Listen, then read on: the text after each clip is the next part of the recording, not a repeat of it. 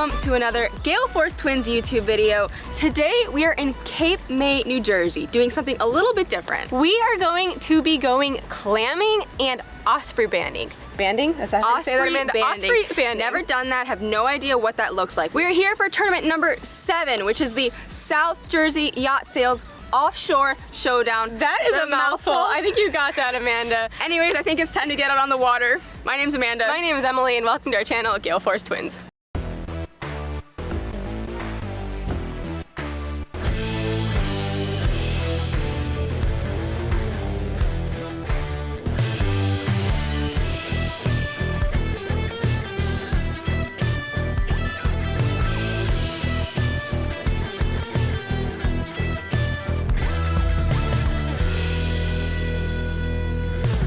We are here with Hannah and we are about to go clamming. So first of all, I think the first thing we need to ask is about your rooster on your lap. So can you tell us a little bit about Bluff? This is Bluff. He's my special needs rooster, and he's going to be 4 in August. So basically, he has a genetic deficiency known as crossbeak, so he can't eat or drink on his own at all. So I have to take him everywhere, which includes clamming, tuna fishing, to work. He literally goes everywhere with me, and I feed him with a syringe, which we'll get some shots of later. I just found this clam shell, and this is a, what is it, Amanda? It's a hard clam. A hard clam is the species that we're looking for. Now this is not the full clam, as you can see, but this is what we're looking for. However, I don't think we're gonna be looking for it visually. We're gonna be feeling for them with our feet, with the rake. So let's go find some hard clams. That's a dead one. We call the dead ones. Oh, that sounds promising. You guys hear that noise? Yeah. Whoa, it's huge! That's amazing! Oh my gosh! That's what we're looking for. So big. I did not think it was gonna be that big. I was expecting something like... Yeah, they're pretty big. Yeah. The smaller ones are better for like, oh, I love to eat them raw with like, we have this local hot sauce called Hank sauce, and you just like sprinkle some on, or you steam them up and you take like butter and Hank sauce, and oh, so good. These guys, you'll chop them up and make like stuffed clams, clams casino, clam chowder. Awesome. All right.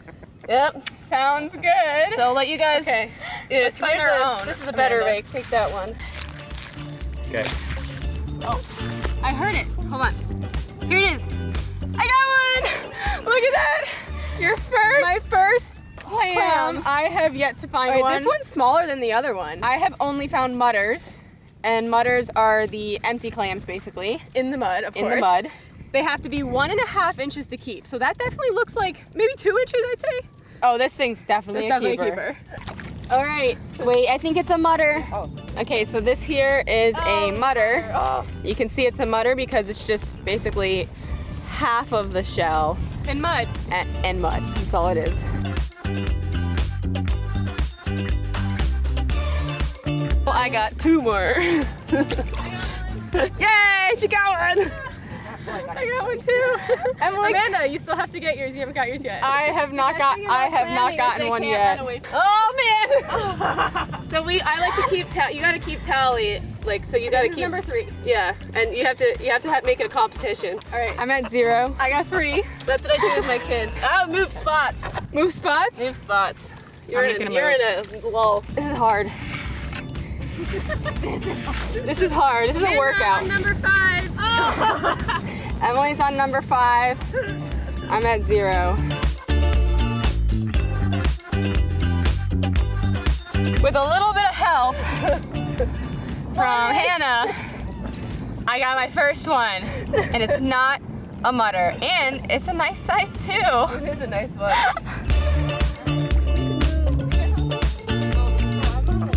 You were saying the clams school, but that's not the technical term. So can you explain what these clams actually do? Right, so clams can't swim. Like scallops, you know how they can move a little bit.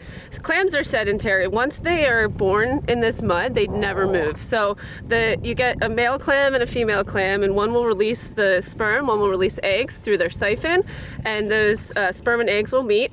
They'll become viable offspring, and they're called spat at that point, S-P-A-T. That spat will look for somewhere suitable to settle. They'll float along until they find a good spot like a mud flat.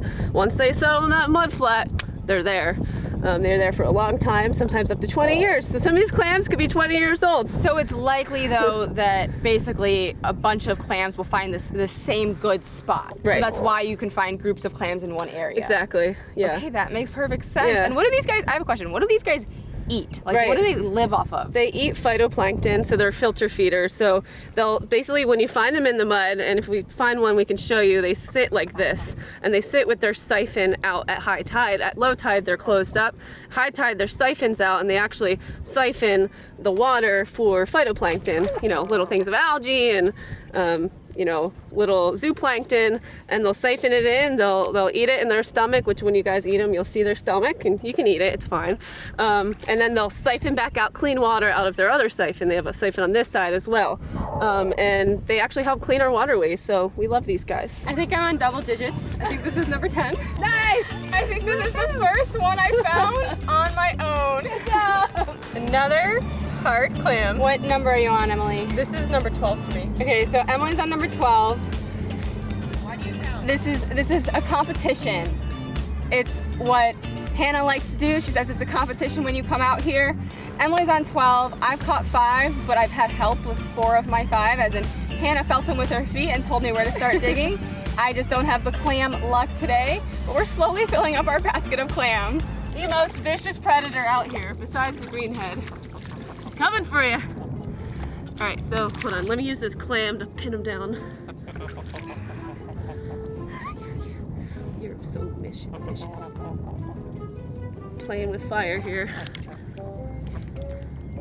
So if you pin them down, then you can get them by their swim fin, and that is the only safe way to hold them. That's the only place that they can't pinch you, right there. I can pass him off to you guys. He only has 1 claw, so he's not much of a threat, but they will actually tilt back and try to get you. So if you pinch him right where the swim fin meets the body. Got him? Good. There we go. Okay.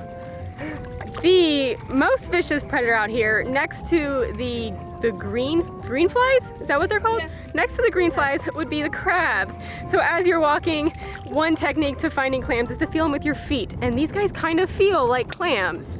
So Hannah just found this guy. She stepped on it, thought, oh, it's a clam, and then nope, it came out to be a crab. So you gotta be careful of these guys. They've got some pinchers on them. Side by side, you can now look at a keeper, it is but a on the keeper. smaller side to a definite keeper. And this is how we determine if they're keepers. So basically, if it's point to point, doesn't fit through, that means it's a keeper. If it could slide through, oops, I just dropped it. If it could slide through, it would not be a keeper. So this one, we saw it, we said, is it a keeper? I don't know. And we were able to see if it fit through the handle on the basket, because that is the perfect gauge for these guys.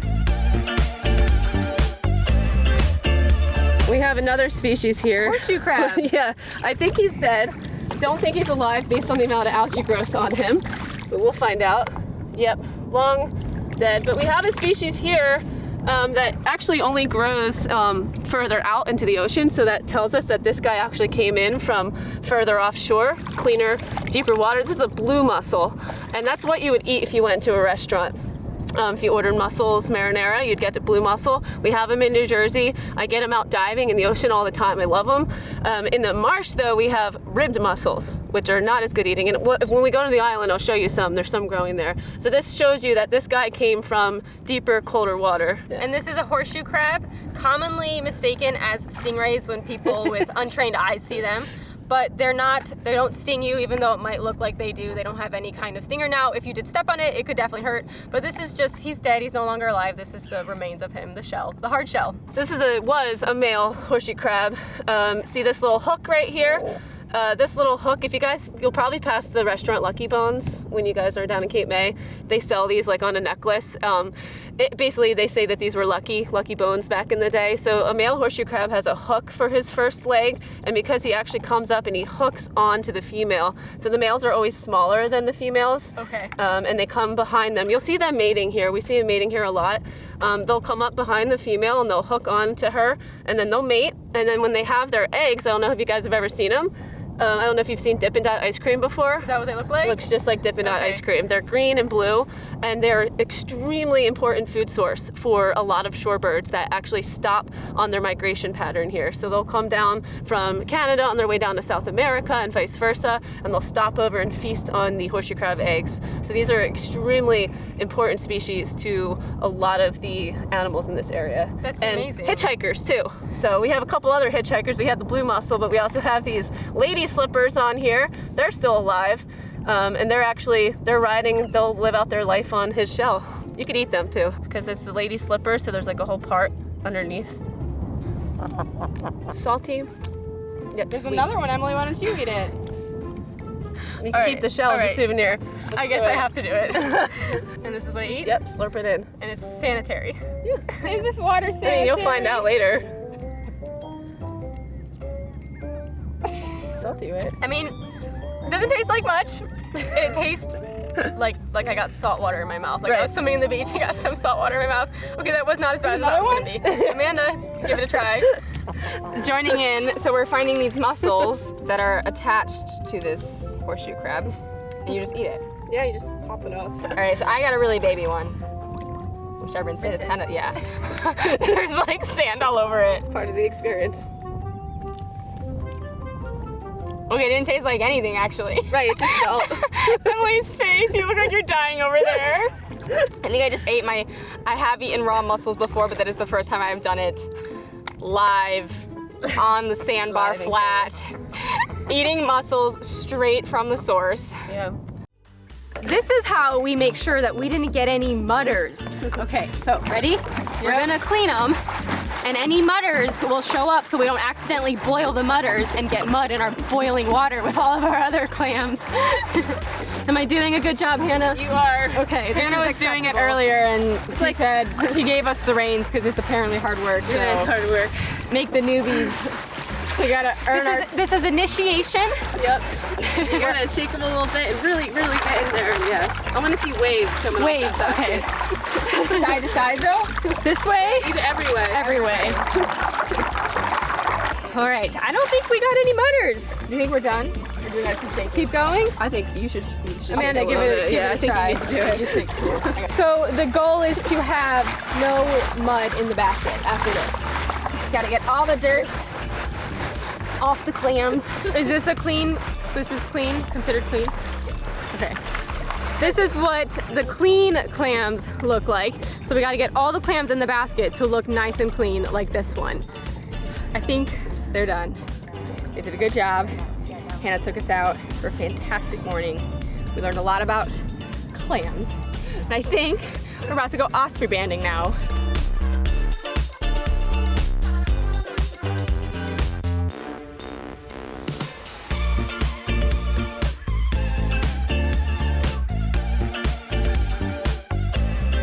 You want to climb up there and tell me if there's a baby? Me? Yep. Okay, here we go. Lock it. Okay. Is it stable? It won't hurt if you fall. Oh, there's one baby and 2 eggs. You guys can see right now we have one baby and 2 eggs.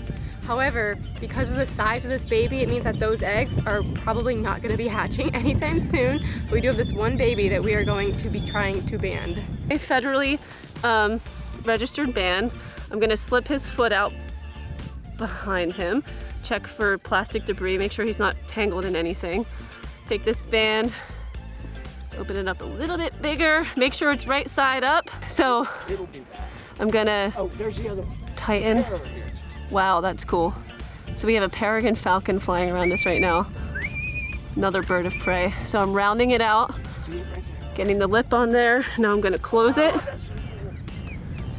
Well, I was telling him how rare it is that peregrine falcons are here. This is a peregrine right here. So now it's closed and we have that perfect closing right there. And I'm just gonna make sure it's nice and round. Beautiful. That's Perfect. Beautiful. There we go. We hope you guys enjoyed coming along, watching us go clamming and osprey banding. Please keep in mind we are with Hannah, who has a federal banding permit underneath the Conserve Wildlife Foundation of New Jersey. So we are only able to supervise, we're not even supervising, we're able to watch And attend this amazing experience. because she was with us. Yes. We hope you guys enjoyed this episode. We hope you're enjoying Cape May with us. In the meantime, we hope you get out there, have fun, and stay safe.